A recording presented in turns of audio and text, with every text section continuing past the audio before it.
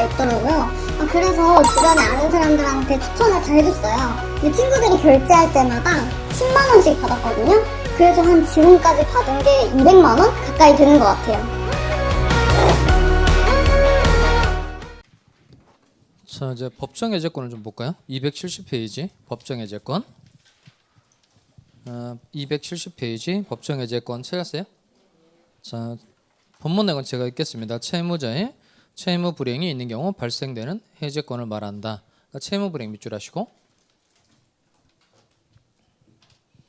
자, 이렇게 해제의 종류가 두 가지가 있다는 겁니다. 먼저 당사자가 사유를 약정해 두고 약정한 사유가 생겼을 때 일방적으로 계약을 해지할 수 있도록 하는 건 무슨 해제? 약정 해제. 그리고 채무 불이행이 있을 때 인정되는 해제권, 이게 바로 뭐다? 법정 해제권이라는 겁니다. 아까 요 약정 해제권의 발생 원인은 뭐라 그랬죠? 약정 사유의 발생, 약정 사유의 발생. 그리고 법정 해제권의 발생 원인은 채무 불이행인 겁니다. 채무 불이행 공부하면 되겠네요. 자, 그럼 누가 채무를 불이행했다는 거예요? 채무자가 채무를 불이행했다는 겁니다. 그럼 이 채무 불이행 유형은 일단 세 가지가 있는데, 먼저 제때 이행하지 않는 거, 이거 이행 지체. 그다음 이행 자체가 불가능한 거, 이행 불능. 그다음 이행이 있긴 있는데 채무의 내용에 따른 완전한 이행이 아닌 게, 이게 불완전 이행입니다. 다시 채무 불이행 유형 세 가지가 뭐 있다고요? 이행 지체, 이행 불능, 불완전 이행. 다시 이행 지체, 이행 불능, 불완전 이행. 또 이행 지체도 다시 또 두 가지로 나눠줍니다. 보통의 이행 지체라는 게 있고 정기행의 이행 지체 두 가지로 나눠줍니다. 무슨 이행 지체하고 보통의 이행 지체하고 정기행의 이행 지체 이렇게 나눠진다는 거예요. 자, 그러면 갑 건물 가지고 있고 건물에 대해서는 을과 매매 계약을 체결한 겁니다. 그러니까 1월 1일 날 매매 계약 체결하고 3월 1일에 건물 소유권 이전해주고 대금 지급하기로 정한 거예요. 갑 이 사람이 3월 1일에 소유권 이전해 주면서 을에게 매매대금 지급 청구를 한 겁니다. 근데 을이 3월 1일이 다 지나가도록 대금을 지급하지 않은 거예요. 갑은 소유권 이전에 필요한 서류를 주면서 을에게 대금 지급 청구를 했는데 을은 대금을 지급하지 않았다는 겁니다. 그럼 을이 이행을 뭐 한 거죠? 지체한 거. 그 다음에 갑이 2월 1일에 병이라는 사람에게 이 건물을 팔고 병이라는 사람에게 소유권 연결을 확 해줘버린 겁니다. 그럼 이중 매매는 원칙적으로 유효예요, 무효예요? 이중 매매는 원칙적으로 유효이다, 무효이다? 유효하죠. 유효하니까 누가 소유권 취득하는 거예요? 병이 소유권 취득하는 거죠. 그러면 3월 1일이 와도 소유권 이전하는 거 가능하다, 불가능하다? 불가능한 거니까 이건 뭐가 되죠? 이행 불능. 이행 불능. 그다음 사가 10상자 갖다 주세요 라고 얘기했는데 8상자만 오고 2상자가 안 온 거예요. 그러니까 이행이 일단 있긴 있어요, 없어요? 이행이 있긴 있죠. 그런데 채무의 내용에 따른 완전한 이행이 아니다. 이게 불완전 이행이라는 겁니다. 그러니까 이행이 늦어지고 있는 건 뭐고? 이행 지체고, 이행 자체가 불가능한 건 불완전 이행이, 이행 자체가 불가능한 건 이행 불능이고, 이행이 있긴 있는데 채무의 내용에 따른 완전한 이행이 아닌 게 불완전 이행이라는 겁니다. 자, 이행 지체부터 좀 해보겠어요. 밑에 내려오시면 544조 이행 지체와 해제라고 되어 있는 거 찾았어요? 그러니까 이행 지체 앞에다가 이걸 집어넣습니다. 보통의이라는 말을 집어넣어 보세요. 그러니까 544조가 보통의 이행 지체를 말하는 겁니다.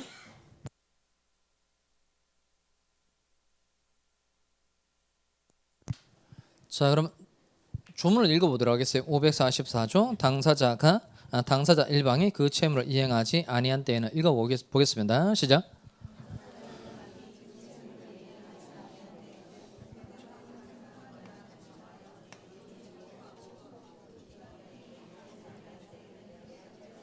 자, 그럼 그 544조 본문에서 제일 중요한 단어가 뭘까요?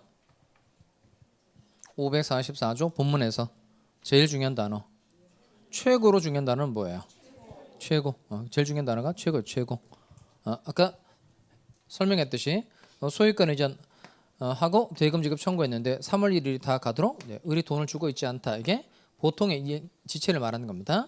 일단 이행이 가능은 해요, 전혀 불가능해요? 가능하죠. 가능한데 늦어지고 있는 거니까 돈을 달라라고, 일단 이행해 달라라고 뭘 해야 된다? 최고, 독촉, 이행 청구 이렇게 이해하시면 되겠어요. 돈을 달라고 독촉하는 걸 최고라고 표현합니다. 그럼 이때 보통의 이행 지체의 경우에는 뭘 먼저 하고? 최고를 먼저 하고, 그리고 상당한 기간이 지나도록 이행하지 않을 때 비로소 계약을 뭐 할 수 있다? 해지할 수 있다는 겁니다. 그러니까 보통의 이행 지체의 경우에는 뭘 먼저 하고? 최고를 먼저 하고 계약을 해야 된다는 겁니다. 그다음에 단서 읽어봅시다. 그러나 채무자가 미리 찾았어요? 단서 읽어보겠어요. 시작.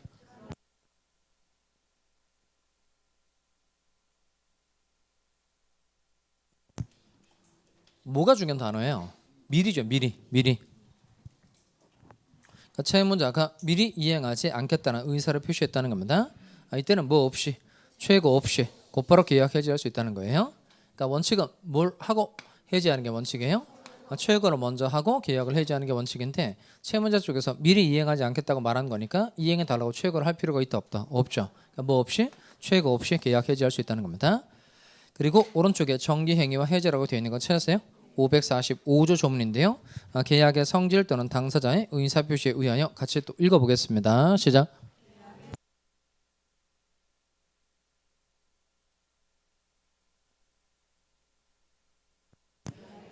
계약의 목적을 달성할 수 없을 경우 끊고 거기까지가 정기행위의 뜻이에요. 정기행위의 뜻. 아예 하나 써놓을까요? 거기다 예복사건이라고 씁시다. 예복사건. 같은 정기행위 이행지체 나오면 예복사건이 생각이 나야 됩니다. 자, 그럼 이쪽 그림으로 와서 갑하고 우리 3월 1일에 결혼하기로 해서 예복을 주문했어요. 언제 결혼하기로 한 거예요? 3월 1일에 결혼하기로 했고 예복을 주문했다는 겁니다. 그럼 이 예복은 며칠까지 와줘야만 계약의 목적을 달성할 수 있죠? 3월 1일까지 와줘야만 계약의 목적을 달성할 수 있죠. 그런데 3월 1일이 다 지나가도록 예복이 안 하고 있다는 겁니다. 이게 바로 정기행위의 이행지체가 되는 거예요. 그러니까 이미 결혼식이 끝났어요? 안 끝났어요? 이미 끝나버렸으니까 예복 갖다 달라고 최고를 할 필요가 있다 없다? 없죠. 그러니까 이렇게 정기행위의 이행지체의 경우는 뭐 없이 최고 없이 곧바로 계약을 해지할 수 있다는 겁니다. 그 뒤에 끝에 당사자 일방이 그 시기에 이행하지 아니한 때는 상대방은 그 다음부터 읽어보겠어요. 상대방은 같이 읽습니다. 시작. 상대방은 전조에 최고를 하지 아니하고 계약을 해지할 수 있다. 최고를 하지 아니하고 미줄합니다. 자, 그러면 이때 이행지체도 두 가지로 나눠지는데 보통 아무런 말 없이 이행지체 그러면 보통의 이행지체를 말하는 겁니다. 그다음 정기행위란 건 그 기간이 정해져 있다는 뜻이 아니에요. 그러니까 일정한 기간 내에 이행하지 않으면 계약의 목적을 달성할 수 없는 경우가 정기행위인 거예요. 정해진 기간 내에 이행되어야만 계약의 목적을 달성할 수 있는 게 정기행위라는 겁니다. 그래서 꼭 예복 사건을 생각하시라는 거예요. 예복은 결혼하기로 한 그 날짜에 이행되어야 계약의 목적을 달성할 수 있지 그 지나버리면 더 이상 계약의 목적을 달성할 수 없게 된다는 겁니다. 자, 이행불능 갑시다. 밑에 가서 546조인데요. 이행불능 찾았어요? 자, 먼저 채무자의 책임 있는 사유로 같이 읽어봅시다. 시작. 채무자의 책임 있는 사유로 이행이 불능하게 된 때에는 채권자는 계약을 해지할 수 있다. 그럼 칠판 옵시다. 뭐 생각하면 되냐면 걔는 이중매매 생각하면 돼요. 이중매매. 그럼 칠판 옵시다. 갑이 을과 계약을 체결한 건 언제죠? 1월 1일. 소유권 넘겨주기로 한 건 3월 1일. 그런데 며칠 날 병한테 팔고 등기를 넘겨준 거예요. 2월 1일 날 병한테 팔고 소유권 등기를 넘겨줘버렸다는 겁니다. 누가 소유권 취득하죠? 병이 소유권 취득하죠. 그러면 3월 1일이 와도 소유권 이전하는 거 가능하다, 불가능하다? 불가능하다는 겁니다. 그럼 이게 이행불능이에요. 그럼 이행불능이니까 이때 을은 갑과 맺은 계약을 해지할 수 있는 건 맞죠? 이때 최고 해야 돼요? 할 필요 없어요? 할 필요 없죠. 왜냐하면 애초 이행 자체가 뭐한 경우니까 불가능한 거니까 소유권 이전에 달라고 최고를 할 필요가 있다 없다? 없어요. 그러니까 이행불능의 경우에도 뭐 없이 최고 없이 곧바로 계약을 해지할 수 있다는 겁니다. 그래서 그 씁시다. 그냥 채권자는 계약을 그 사이에 채권자는 다음에 최고 없이 채권자는 최고 없이 계약을 해지할 수 있다. 그렇게 필기를 해볼까요? 채권자는 뭐 없이 최고 없이 계약을 해지할 수 있다. 그걸 집어넣어서 다시 한번 읽어보겠습니다. 시작.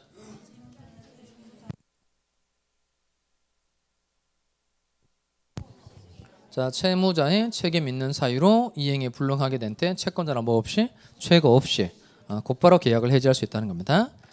자, 그다음에 칠판 다시 와서 아까 요거 사과 10상자 갖다 주세요 라고 얘기했는데 8상자만 오고 2상자가 안 온 겁니다. 이걸 뭐라고 표현한다? 불완전 이행. 불완전 이행은 두 가지로 나누는데 얘는 나중에 2상자를 갖다 주는 게 가능하다. 이게 추환입니다. 추환. 그러니까 추후에 완전하게 하는 걸 추환이라 그래요. 그러니까 추환이 가능하다. 이때는 이제 이행지체처럼 다뤄요. 이렇게 된다는 겁니다. 아무런 말 없이 이행지체 그러면 보통의 이행지체를 말하는 거예요. 그러니까 요 사과 두 상자를 갖다 주는 게 가능하다. 그러면 일단 사과 두 상자 갖다 달라라고 뭐 하고 최고하고 상당한 기간이 지나도록 두 상자가 오고 있지 않으면 비로소 계약을 뭐 할 수 있다. 해지할 수 있다는 겁니다. 네, 시중에 사과가 더 이상 없어서 수확기가 다 지나가 버려서 더 이상 사과가 없다는 겁니다. 그럼 이때는 추환이 불가능하다 이렇게 말하고요. 그러니까 추환이 불가능한 경우는 이렇게 됩니다. 추환이 불가능한 경우는 뭐처럼 다룬다? 이행, 불능처럼 다루는 겁니다.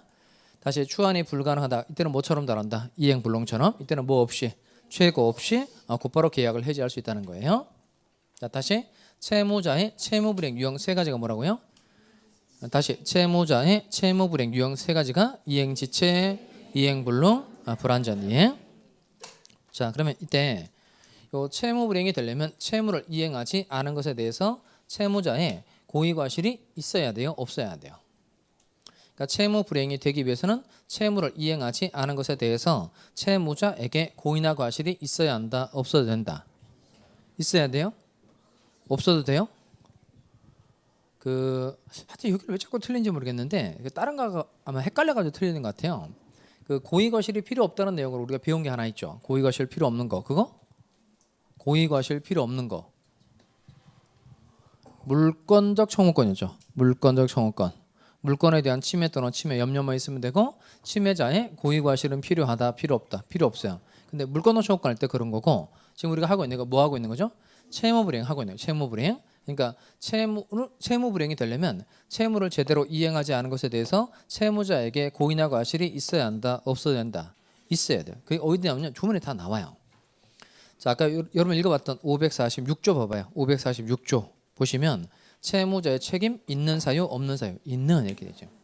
다시 채무자의 책임 있는 사유 없는 사유 있는. 그러니까 책임 있는 사유니까 거기다가 고의 과실을 쓰면 되겠네요. 그러니까 채무자의 고의나 과실로 채무자의 고의나 과실로 이행이 불가능하게 됐다. 이때는 채권자는 최고 없이 곧바로 계약 해지할 수 있다는 겁니다. 자, 이게 이행 불능과 관련해서 책임 있는이라고 되어 있기는 하지만 이건 이행 지체하고 불완전 이행의 경우에도 다 적용되는 겁니다. 써드릴까요? 다시 이쪽에 와서 이렇게 채무불이행을 원인으로 계약을 해지하는 게 무슨 해제다? 법정해제. 채무불이행이 되려면 채무를 이행하지 않은 것에 대해서 채무자에게 고의나 과실이 있어야 한다 없어야 된다 있어야 된다는 겁니다. 자, 그러면 다시 정리를 하면 이렇게 당사자가 약정한 사유를 약정해 두고 약정한 사유가 생겼을 때 계약을 해지할 수 있도록 하는 건 무슨 해제? 약정해제. 아까 약정해제 소급효 있다 없다? 약정해제 소급효 있다 없다? 있다. 약정해제 원상예복 의무 있다 없다? 있다. 약정해제의 경우에 손해배상 청구할 수 있다 없다? 없죠. 자, 그다음 채무불이행을 이유로 계약을 해지하는 게 무슨 해제? 법정해제. 법정해제의 경우에 사례를 좀 세분해서 한번 해보도록 하겠어요. 지금 계속 무슨 해제 하고 있는 거예요? 법정해제 하고 있는 거예요. 법정해제. 자, 그러면 건물 가지고 있고 건물에 대해서 이제 을과 매매 계약을 체결한 겁니다. 매매대금 뭐 1억 원 이렇게 체결했다고 할까요? 1억. 자, 그 다음에 1월 1일에 매매 계약 체결하고 계약금 1,000만 원. 그 다음 1월 10일에 중도금 6천만 원. 그 다음 1월 20일에 잔금 3천만 원 이렇게 지급하기로 한 거예요. 을은 계약을 체결하면서 이제 계약금조로 1,000만 원을 갑에게 지급한 겁니다. 그다음 1월 10일에 중도금 6천만 원도 을이 자기 돈으로 지급한 거예요. 그 을은 총 얼마의 돈을 준 거죠? 7천. 근데 잔금이 없어서 갑보고 네가 먼저 나에게 건물 소유권 이전을 먼저 해주면 내가 대출을 받아서 잔금을 치르마 이렇게 얘기를 한 겁니다. 그 얘기를 듣고 갑이라는 사람도 을에게 소유권 이전 능력을 먼저 넘겨준 거예요. 그래서 일단 을 앞으로 소유권 이전 능력은 됐어요. 그다음 잔금 주기로 한 날짜 며칠이죠?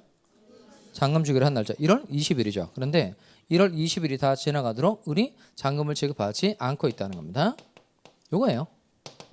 자, 그러면 을이 잔금을 지급하지 않고 있어요. 그럼 이 매매 계약은 무효예요? 취소할 수 있어요? 이 매매 계약은 무효이다, 취소할 수 있다. 취소 이렇게 말하면 안 되죠. 뭐 할 수 있다고 말해야 돼요? 해제할 수 있다고 말해야 되죠. 일단 무효 사유에 해당되는 거 전혀 없죠. 그다음 이거 취소 사유도 아니잖아요.